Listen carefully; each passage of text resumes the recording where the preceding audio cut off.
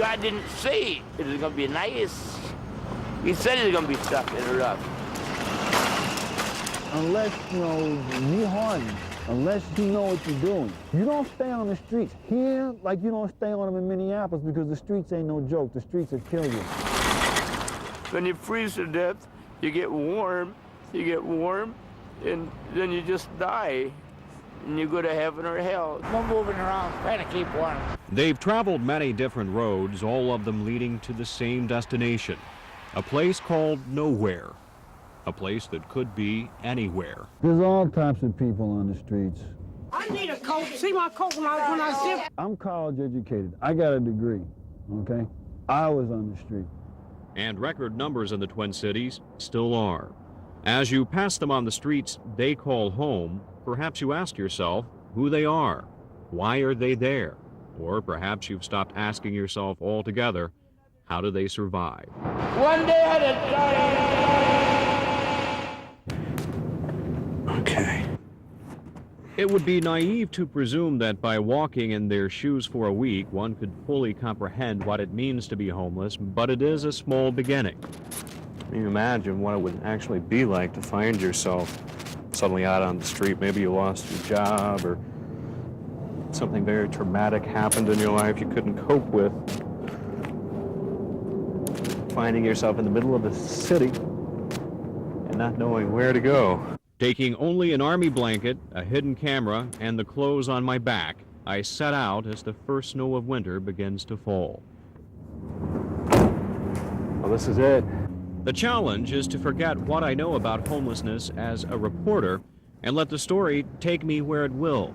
My first priority, finding food and shelter for the night, a more difficult task than I had imagined. Excuse me, sir. You know where I can get something to eat? Excuse me, sir.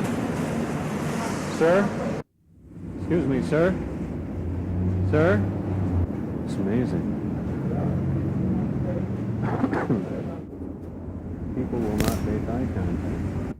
Just as I'm hit with the sinking realization that my own reaction in the past has been the same as the people passing me by, I get a break. You know where I can get something to eat?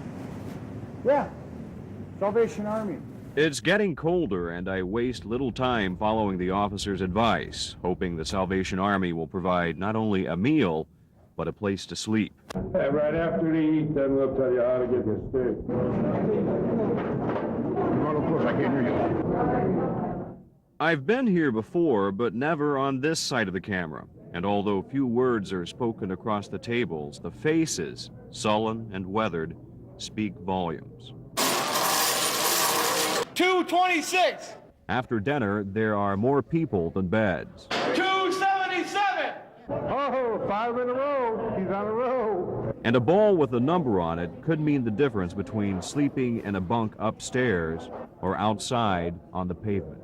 It's kind of rough sleeping outside, looking for a bed outside.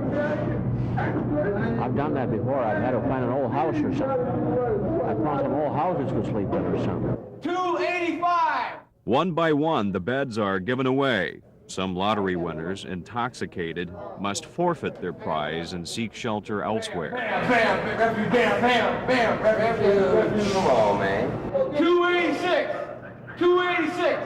Finally, my number is called, and a bunk on the second floor belongs to me for the night. Call it beginner's luck. Oh, man. But luck runs out by morning, when I'm forced to leave the shelter. Following a steady trail of people, I find my way to Sharing and Caring Hands, where it becomes clear poverty in the extreme does not discriminate. Here, you will meet entire families who've fallen on hard times. People suffering from mental illnesses. I don't think it's good there. Many struggling with chemical dependency. Still not drinking? No, I'm done with it. I'm putting my heart and my everything into it now. And still others who've resigned themselves to it. His real name is Bill, but most people call him Red, and each day he lives from one drink to the next. On this day, it's a bottle of wild Irish rose, but just about anything would have sufficed, even Lysol. Clean your whole inside though. Same way with that goddamn mouth. You got the cleanest breath of the whole The bottle's empty and we go our separate ways, Brad in pursuit of fresher breath, and I to venture into the city. At first, curious to gauge people's reactions to my appearance, I've since stopped looking. It has become too painful. And it affects my self-perception, which is gradually getting worse each hour. People don't notice. It's almost as though I'm invisible. They look at me but don't see me. Excuse me. I can literally sit here and see my nice high-rise apartment, and I can't go to it. It's just depressing. Say what now? You don't guys take you to jail and hold you for a while and you get no ID? Stick you in the jail? Yeah, they can take you to jail for hold you for 72 hours and you get no ID until they find out who you are. Really? One night, it's another floor of the Salvation Army, where I can wash away the grime of the streets, but not its effect. Another night, home is a mat on the floor of a church basement where the generosity of volunteers is overwhelming. Holding the town, wondering how I might this place is gonna... And yet another night, it's the Drake Hotel. The accommodations seem to be the nicest to date. That is, until you turn on the lights and the roaches scurry. I ain't never been no shelter. Why not?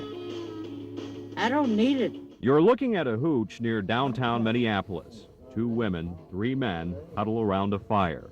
Dave apparently has been drunk and unable to move for days.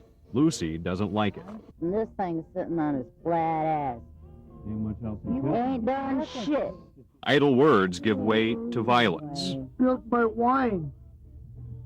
Sorry. Most of them are inebriated by now. They've gone to bed. They've entrusted us with keeping the fire going and making sure no one disturbs them while they sleep. Just before dawn, I'm startled to awake and see a hatchet dangling above my head. It's just Magoo making his way back to the fire. First light brings sobering clarity to the surroundings. Barb begins the day with bottle in hand. I begin mine by getting away.